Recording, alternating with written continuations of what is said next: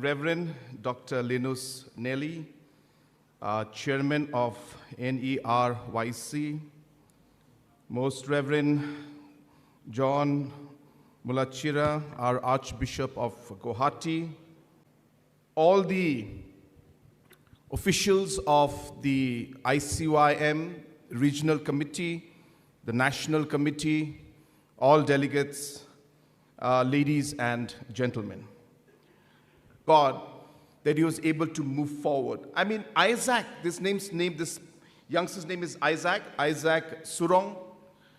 Isaac's story is really amazing because, his is kind of a journey, you can say in a desert of despair, in a kind of a valley of fear, almost like a mountain of uncertainty.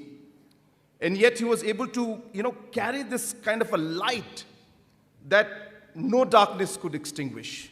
And that's really a pilgrim of hope is what I personally believe. And I think he's a great, great example, you can say an epitome of what faith can do. And being a pilgrim of hope, believing and surrendering yourself to God. And as he said, that it was not in rehab, but it was when I came out of rehab, when I surrendered to God, when I prayed to God, that I started to recover. And today, for 3 years, he has been without it.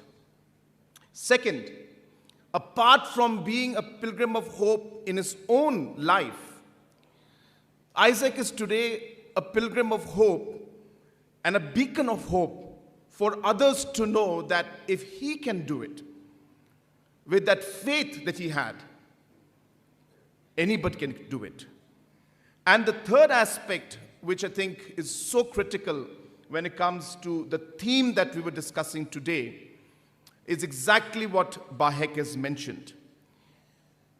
The example of Saint Teresa, of how she had selflessly given herself to the service of the poorest of the poor and become, as he said, a pilgrim of hope. I hope that in today's program, as well as the next 2 to 3 days that you will be here, I hope that all of you will be able to become pilgrims of hope. Even in small ways, it's about, the care that you give. It can bring hope and can bring change. And especially in today's world, where there is so much of problems, issues, so much of concern, so many problems is facing us. I'll tell you that small aspect of hope can really take us very, very far. So I'm so happy.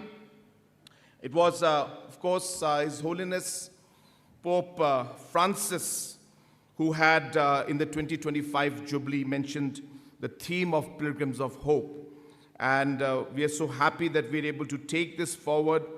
And today, the ICYM and the Regional Committee is actually having this program. And I'm so glad to be part of this. I thank each and every one of you for inviting me and giving me this opportunity to be here today, this evening. The second part is my small suggestions that I would like to give, especially to the youth. I only have 2 to 3 suggestions which I always share with the youth. I start with a story which I share very often. It's not a story that people have not heard me speak, but I'm very motivated with this story.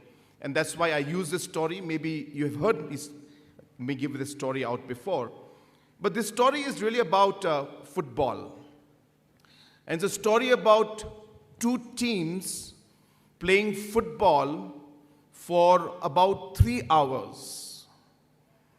And after they played football for 3 hours, the score was 0-0. And the reason the score was 0-0 is because they were playing football without goalpost. So they were kicking the ball from one corner to the other without a goalpost. So there were no goals scored. Friends, if you do not have a goal in life, if you don't have a purpose in life, you will be working day and night, and you'll be like those teams, not knowing where you want to go in life, and you will be not able to score any goal or achieve the goals that you would like to achieve. My message to the youth today is, make sure that you have a purpose in your life. Make sure you set your goals and work towards those goals. It's not just individuals. The ICYM has goals, and we work towards those goals. The Catholic Church has goals. We set our targets and we work towards those targets. Governments have goals. If you look at the vision document of 2032, that's when Meghalaya will turn 60 years old. It's a very thick document. It talks about how we will achieve, what we will achieve, and what is a goal for every single sector. Whether it's tourism sector, agriculture sector, road sector, water sector, power sector, health, education, in every sector, what Meghalaya should achieve and where should we be in 2032. We have the entire plan and program in front of us. And it's a very steep target, let me tell you. Very, very steep target. And people actually laugh at us. But I tell them that if we don't target for 90 or 100%, we will not get even half of that. If we just want to pass an exam, then you will just pass an exam. So I urge all of you that, number one, make sure that as a youth, you must have a purpose and a goal in front so that you are having a target on where you want to go. I urge the youngsters of the Northeast, this is something that I'm deeply concerned with, is that for us, sometimes we fail to seize the opportunities that are there in front. Sometimes we fail to believe in ourselves that we actually can do it. We sometimes undermine the capacity that we have.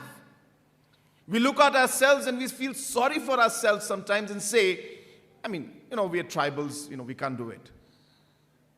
And that itself is a failure. We have failed before even we have started. I want the youth of the Northeast to want to compete at the top. I remember late P.S. Sangma used to tell me, this is in close quarters, we just used to sit together, and talk as father and son. And you know what he used to tell me? Of course, don't repeat this, because then politically it will be a big damage for me. You know what he used to tell me? He said, Babang is my, home name. Babang, what is maybe the biggest problem for our children? I said, Baba, I don't know. What is it? He said, reservation. He said, reservation is maybe one of the biggest problems for our children. Because of reservation, we don't want to compete. And because reservation is there, we just believe that we will get the seats that we want. And he used to tell me, the day our youth from the Northeast will go beyond reservation, will go beyond the mindset that let reservation be there. It's not that I'm saying we should remove it. Absolutely not. But I'm saying the mindset of being able to believe that you can compete with the best in the country and in the world. I would want our youth to have that challenge. How many entrepreneurs do we have? I'm sorry to say this, I don't want to sound anyway communal. But why is it that we have to wait for somebody else to start that business and start that entrepreneurship and enterprise in our states? When will our youth start to do that? I would want the ICYM also to have training sessions, to have discussions on enterprise, on entrepreneurship, on business. I can tell you, of course, I'm not trying to compare or trying to bring out any comparison with other states. But one of the biggest programs that we have is an entrepreneurship program in my state. I believe the way forward for our state and for our region is to promote enterprise, to promote entrepreneurship. And we must do it. We must go out of our way to do it. And I think it is time that our youth also starts believing in themselves that they can actually do it. So I urge, have a purpose, have a goal, have a focus, and you may change your goal 10 years from now. That's fine. But at least you know what you want to do now, and you'll work towards it. Start to be enterprising. Very, very important for our youth. If we're not going to be enterprising, I'll tell you, we'll be left far, far behind. Do it. You may fail, but you will get up again. You will again start to do things. I can tell you, I am an entrepreneur by spirit, let me tell you. I've always believed in starting business. The sad part is I've always failed in it. I failed in all the businesses that I've done. That's the truth. And maybe I'm just a bad businessman, maybe. But I just kept going. I failed in my politics. I have lost the first election that I contested. And I thought that I will win that election because I thought I was LIGHT-Tbeh Sangma's son. How can I lose?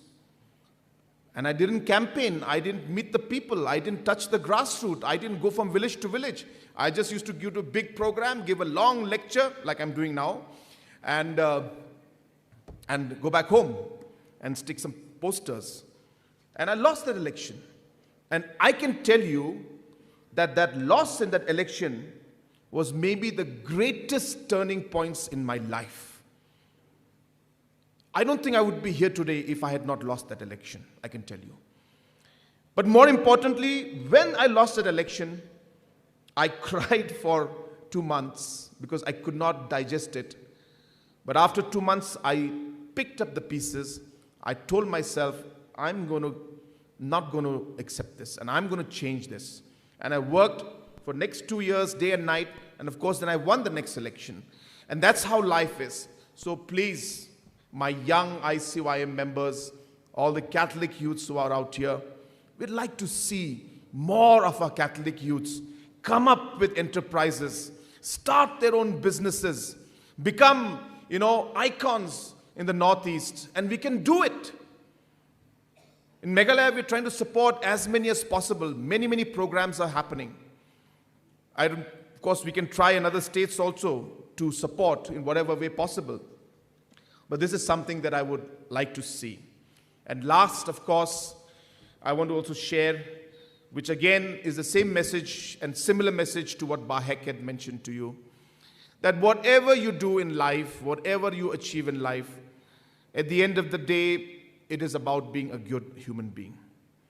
If people were to ask me that what is the one quality that you would always like to see in the youth, especially our youth of the Northeast, I told them it would be humility. Because if that is not there in your life, I'll tell you, everything is meaningless. You may get all the power, you may become the chief minister of the state, but if you don't have your feet and your ears on the ground, you're not going to sustain it. Things will change very fast.